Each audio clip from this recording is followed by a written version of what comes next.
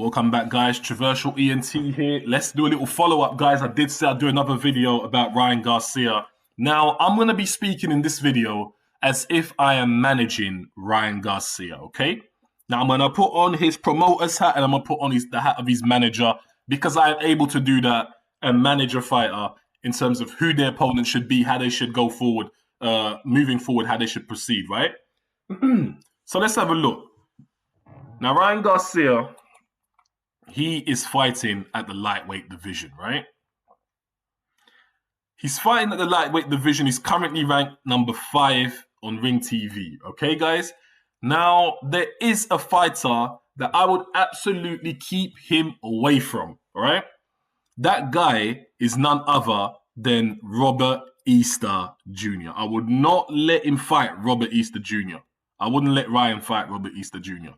Definitely not in his next fight because that would be a hard fight. In my personal opinion, Robert Easter beats Luke Campbell, right? That's just my personal opinion. I think Robert Easter has enough tools to beat Luke Campbell. He's got the legs and he'll give Luke Campbell angles in a way that will cause him problems, right?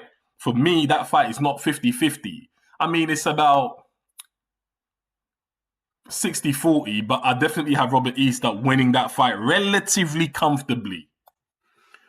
Now, guys, that's not simply because Robert Easter's miles ahead of someone like Luke Campbell. Not necessarily, but it's just styles make fights, guys. And I see Robert Easter's style giving Luke Campbell all sorts of problems. All sorts of problems. I think Robert could put him down potentially too, right? Now, the only difference is Robert Easter does not have Ryan Garcia's power. But he's got enough to give someone like Luke Campbell problems. So I would not put Ryan in there with Robert Easter. I would not. Let's look at the guy's record, right?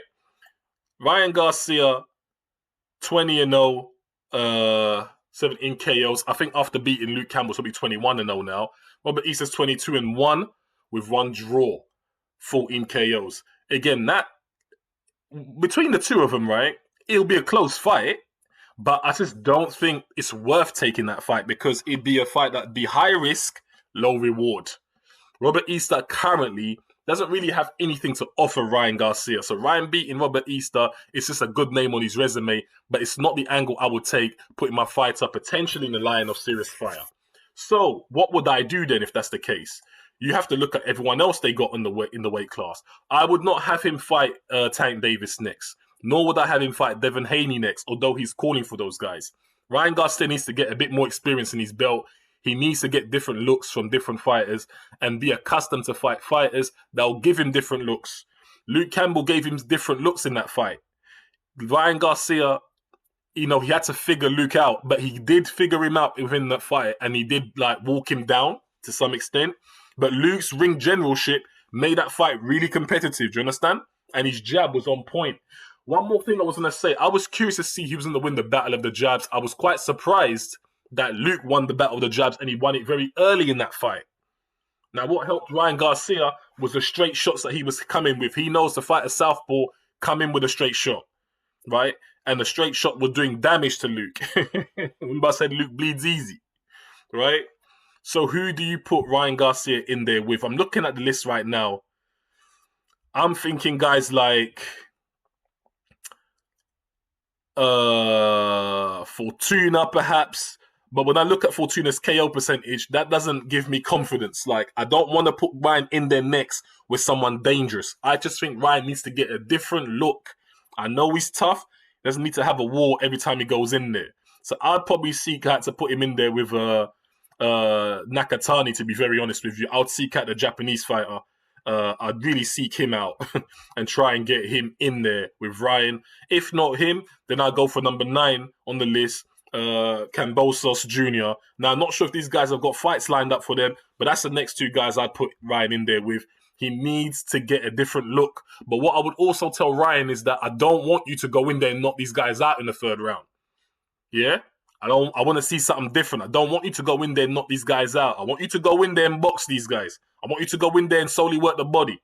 I want you to give me different looks and then take them out. If they give you problems, yeah, get rid of them, but try and put different looks in there. That's what I would do. Now, would I put someone like Ryan Garcia in there with Jose Linares?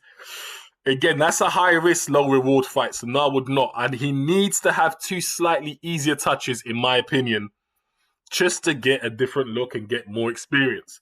Now, once he's had two fights like that, then I would put him in there with someone else that would bring in big revenue and, you know, the kind of fights that we all want to see, be it Devin Haney, perhaps, depending on how Devin Haney's looking in his next couple of fights. Or I might even look at someone in the junior lightweight division and bring them up for Ryan Garcia to fight, because there's enough people there that I wouldn't mind putting Ryan in there with. Guys like Tevin Farmer, blow him up and bring him up. I'd look at guys like Alvarado, blow him up and bring him up. So that's the sort of tactical moves I'd be making if I was managing Ryan. I would not put him in there with Tank. I would not put him in there with Devin Haney. I definitely won't put him in there with Robert Easter, simply because the style, I don't like how all of that gels right this minute. Ryan needs that experience, guys. That's how promoters think. That's how managers think. I know it's not what you fans want to see, but that is how they think. And that is also how Oscar De La Hoya thinks. So, guys,